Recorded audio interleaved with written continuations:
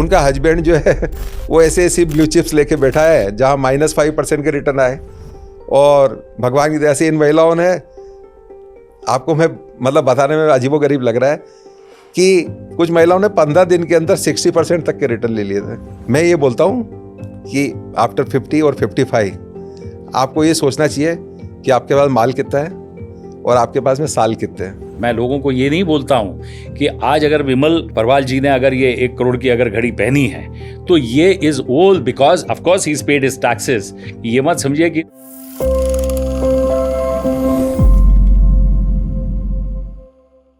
This video is made for educational purposes only and are not meant for financial advice. Viewers are recommended to consult registered financial and investment advisors before making any investment. We disclaim all liability for any loss or damage as a result of any investment that you may consider. We do not promote any finance or investment related courses or products through this channel. अब यहाँ पे एक बात अब ये विमल जी, एक आपका concept, आपने एक प्रचार शुरू किया था, गृह लक्ष्मी चली लक्ष्मी की ओर, तो इसके बारे में कुछ बताइए। यहाँ पे आप मेरे ख्याल से कुछ विमेंस के बारे में कुछ बातचीत करना चाहते थे। जी। तो मेरा हमेशा प्रयास रहा है कि इंसान को वो सब करना चाहिए मतलब कि वो सब कुछ सोसाइटी को वापस देना चाहिए जो उसके पास है, जो भगवान ने उसको थोड़ा ज़्यादा दिया है। वो ऐसा, मैं ऐसा समझता हूँ कि मेरे को ज़्यादा दिया है। क्या दिया है ज़्यादा?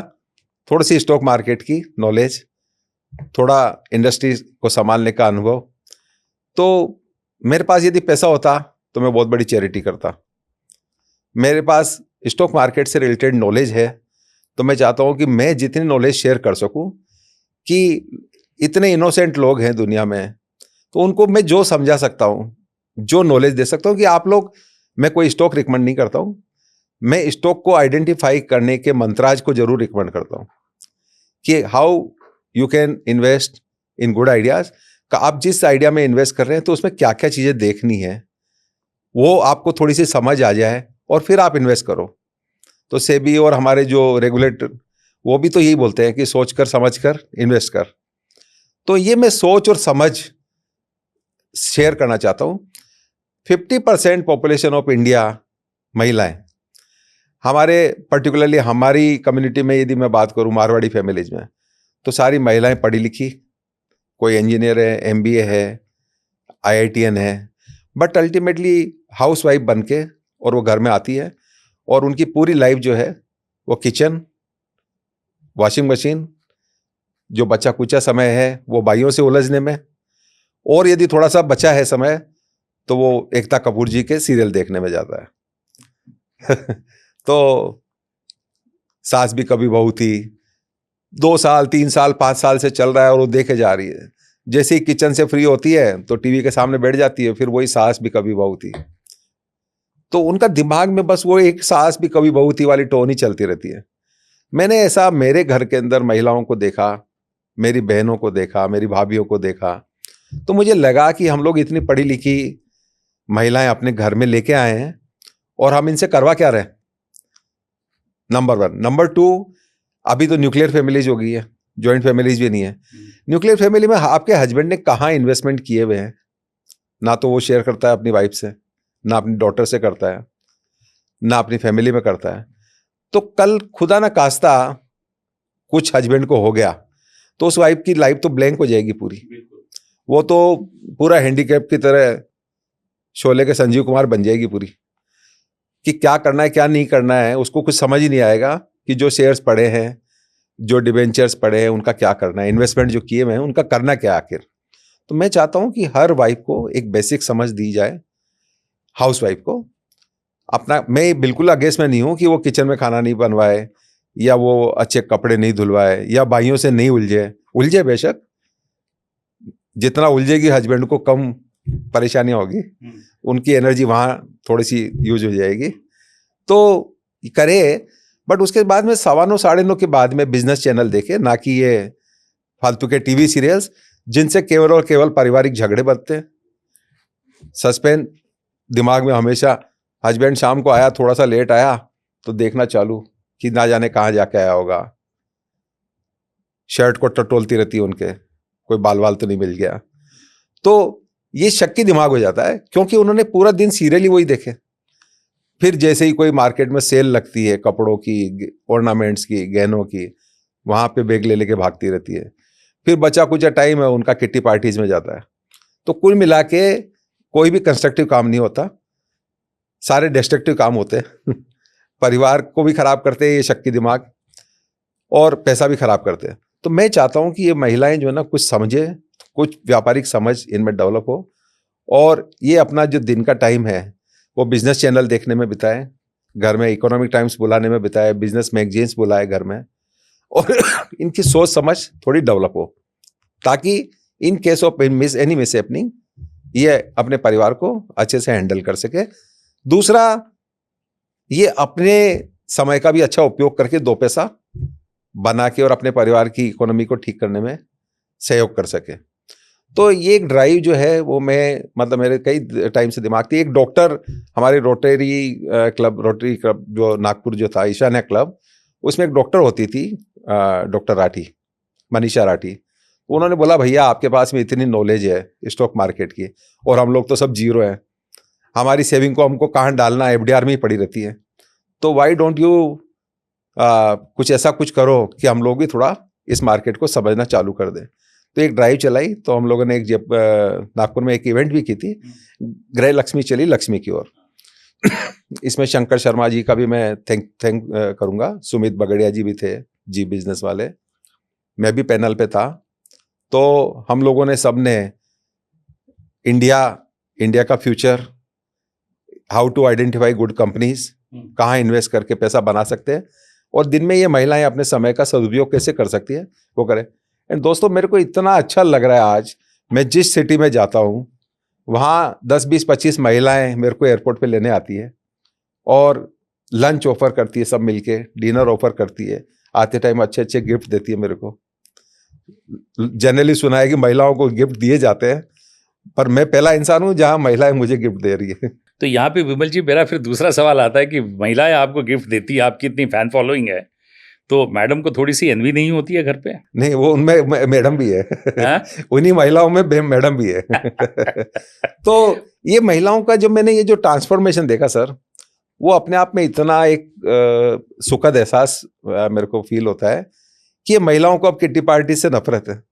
ये उनको जो किट्टी पार्टी अटेंड करती है वो महिला इनको पागल निकली, मतलब वो लगती है कि क्या कर रही है ये भी कोई करने की चीज है। सेल की तरफ भागती है, कोई ब्रांडेड गुड्स नहीं चाहिए उनको, कोई गुची नहीं चाहिए, कोई वर्साचे नहीं चाहिए, इनको चाहिए तो शेयर्स। वो कह रही है भैया ये 6,000 रुपये का बैग लेने की जगह 200 जो है ना एनसीसी नहीं ले लूँ मैं, तो जब ये 10 गुना बढ़ जाएगा तब ले लूंगी वर्साचे। मैं ये नहीं कह रहा कि ये इनको ये सब कुछ करना चाहिए, अदरवाइज तो इकोनॉमी की रफ्तार रुक जाएगी यदि प्रोडक्ट बिकना बंद हो जाएंगे, तो करें। बट अब इनको पैसे की कीमत जो है ना, एक एक पैसे की कीमत समझ में आ रही है कि ये पैसा कितना इंपॉर्टेंट है, उसको खर्च किस तरह से करना चाहिए। और ये जो कई महिलाओं ने इतना सिग्निफिकेंट अमाउंट कमाया अभी इन दिनों में, उनका हस्बैंड जो है वो ऐसे ऐसी ब्लू चिप्स लेके बैठा है जहां -5% के रिटर्न आए, और भगवान की दया से इन महिलाओं ने, आपको मैं मतलब बताने में अजीबोगरीब लग रहा है कि कुछ महिलाओं ने 15 दिन के अंदर 60% तक के रिटर्न ले लिए थे। 200, 300, 400% तक के रिटर्न इन महिलाओं ने छोटे और स्मॉल कैप आइडियाज में इन्वेस्ट करके। तो मैं तो केवल उनको आइडेंटिफाई करने की ताकत दे रहा हूं, ना कि कोई स्क्रिप्ट दे रहा हूं। विमल जी, यहाँ पे मैं आपकी बात से बिल्कुल सहमत हूँ, और यहाँ पे थोड़ा सा मेरी भी थिंकिंग बिल्कुल आपकी तरह चलती है। जैसे आपने कहा कि सीरियल्स को मत देखो, थोड़ा सा प्रोडक्टिव इसको करो।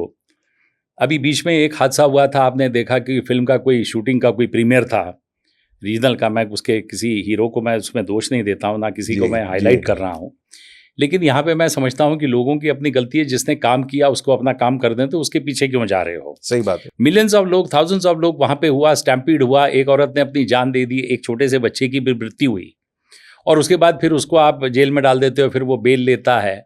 तो यहाँ पे सवाल ये उठता है कि वो अपना काम कर रहा है, लोगों को भी ये समझ आनी चाहिए कि हमें क्या करना है जिंदगी में। करेक्ट। जो आपने बिल्कुल ये बहुत बढ़िया चीज़ बोली। यदि वो अपना कंस्ट्रक्टिव टाइम बिता रहे होते हैं तो वो वहां क्यों जाते थे? बिल्कुल, वो अपने घर में बैठ के कुछ ना कुछ जीरोधा में कुछ अपना ट्रेड कर रहे होते थे। अब मेरे को ये बताइए विमल जी, जो आपने इतना बड़ा जो जिंदगी का सफ़र तय किया, आपने कहा कि कमाने के बाद फिर जब आप बढ़िया प्रोडक्ट्स लेते हैं, ब्रांड्स भी खरीदते हैं, वो भी बिकने चाहिए क्योंकि इकॉनमी इससे चलती है।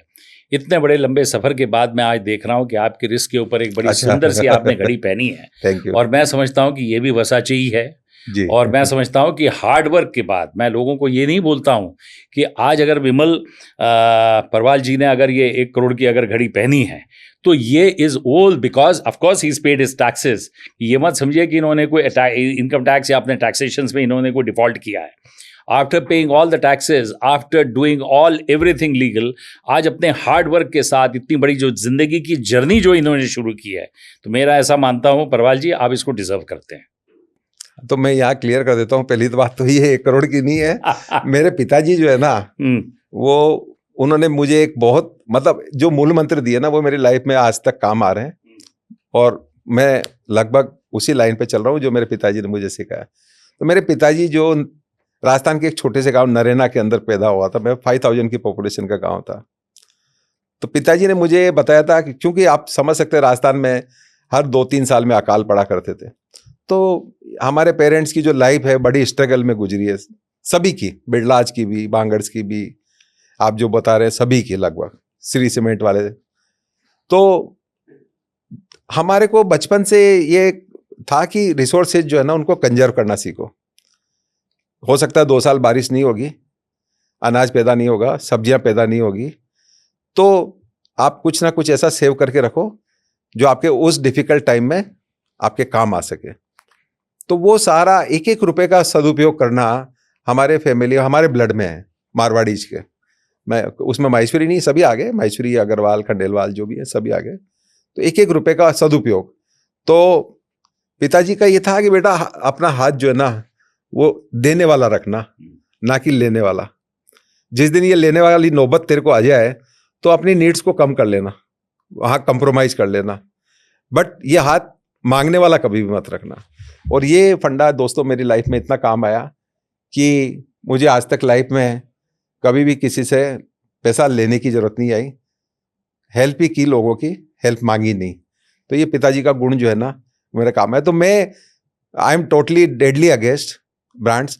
हाँ, बच्चे जो है हमारे, तो एक डॉटर एम्स्टरडेम रहती है, एक पूना रहती है, तो जमाई बाबू भी दोनों जो है पढ़े लिखे, एक IITian है, एक पूना वाले बहुत बड़े बिजनेसमैन है, जो उस ग्रुप का भी IPO प्लान हो रहा है बड़ा। इन लोगों के तो नई जनरेशन के तो शौक रहेंगे, तो ये जो पहना देते पहन लेते सर। अदरवाइज तो मैं ये पैसा तो जो है ना स्टॉक में डालता और 4 गुना करता हुआ। बट यहाँ ये भी मैं दोहरा देता हूँ दोस्तों कि लोग इतनी मेहनत करके अपना पोर्टफोलियो बनाते हैं, इतना पैसा जोड़ते हैं, और इस तरह से डीमेट अकाउंट बनाते हैं कि ऊपर जाके और वो डीमेट अकाउंट चेक करवाएंगे, एक एंट्री चेक करवाएंगे कि वो डीमेट अकाउंट में से जो शेयर्स उन्होंने लिए थे अपनी लाइफ में से, उसमें से एक भी शेयर को बेचा नहीं है। सारे बोनस, सारे डिविडेंड सब इकट्ठा करके ऊपर जाके चेक करवाएंगे, सारे टिक मार्क होने वाले हैं। ये थिंकिंग है। सो आई एम डेडली अगेंस्ट। मैं ये बोलता हूँ कि आफ्टर 50 और 55 आपको ये सोचना चाहिए कि आपके पास माल कितना है और आपके पास में साल कितने हैं, ऊपर जाने के पहले साल कितने हैं। तो ये जो माल है और साल, तो माल डिवाइडेड बाय साल कि जो भी आ रहा है पर एनम, उसमें से एक 25% कॉर्पस आप अलग रख दो परिवार के लिए, फ्यूचर जनरेशन के लिए या इमरजेंसी के लिए। बाकी 75% माल डिवाइडेड बाय साल, यानी सपोज करो आपके पास में 10 करोड़ रुपए हैं और आपको लगता है कि आपके पास क्वालिटी साल 10 है, तो आपको 1 करोड़ रुपया पर एनम अपने आप के ऊपर, अपने आप को खुश रखने पे खर्च करना है। तो प्लानिंग कहाँ, ये ब्लू चिप लेने की तो प्लानिंग करो ही करो, बट उसके साथ ये भी प्लानिंग करो कि 1 करोड़ रुपए कहाँ उड़ाने वाले हो आप। मैं ये भी कह रहा हूँ कि इसमें से थोड़ी सी चैरिटी भी करो। जिस सोसाइटी ने आपको सब कुछ दिया है उस सोसाइटी को भी कुछ ना कुछ दो। तो मैं तो ज्ञान दे रहा हूँ और जहाँ यथासंभव जो भी हो सकता है मेरे से मैं मदद भी करता हूँ बच्चों को पढ़ाने में, स्कूल्स में, बट मैं उसका कोई गुणगान नहीं करता और करना भी नहीं चाहिए। भगवान ने आपको दिया है तो आप दे रहे हो, इसी सोसाइटी ने आपको सब कुछ दिया है और इसी सोसाइटी को आप दे रहे हो। सोसाइटी को, पूरी सोसाइटी को खुश रख के आप, तभी आप खुश रह सकते हो। और एक खुश रहने वाला व्यक्ति ही सही निर्णय ले सकता है। एक खुश राजा जो है ना वो ही पूरी प्रजा को खुश रख सकता है। बराबर है। बट 99% लोग जो है वो खुश रहते ही नहीं है। दिन भर टेंशन में रहते, पैसा खूब कमा रहे हैं बट रहते टेंशन में ही है। तो ना तो ये अपने परिवार को खुश रख सकते, ना अपने दोस्तों को खुश रख सकते हैं, ना अपने आसपास वालों को खुश रखते हैं, चिड़चिड़े हो जाते हैं पैसा कमा के। तो मैं उनमें से नहीं हूँ। मैं हूँ कि मैं खुश रहूँ, अपने आप पे भी खर्च करूँ, परिवार पे भी खर्च करूँ, जहाँ मदद कर सकता हूँ वहाँ उनकी मदद भी करूँ, और खुश रह के ही मैं अच्छे निर्णय ले सकता हूँ, ऐसा मैं मानता हूँ। तो मेरे को खुश रहने का पूरा अधिकार है और मैं खुश रहने की पूरी कोशिश करता हूँ, उसमें कोई कंप्रोमाइज नहीं करता। विमल जी, एक सुंदर महिला का एक बहुत बड़ा अच्छा एक एग्जाम्पल था। एक सुंदर महिला ने एक बुजुर्ग व्यक्ति के साथ फेरे लिए, और उसके बाद वो एक बहुत बड़ा इशू बना कि आपने ऐसे पैसे वाला था जैसे आप हैं, तो एक पैसे वाले व्यक्ति के साथ उसने 7 फेरे लिए अग्नि के सामने। तो कई लोगों ने उस सुंदर महिला से पूछा कि आपने ऐसे बुजुर्ग व्यक्ति को अपना ही लाइफ पार्टनर क्यों चुना? तो बड़ा उसने अच्छा ये दिया कि एक तो इनके पास पैसा था, बहुत अच्छे पैसे वाले थे, तो उन्होंने 2 पंक्तियों में खाली उसका वर्णन किया। उस सुंदर महिला ने, उसने ये बोला, एक तो इनकी इनकम और इनके दिन कम।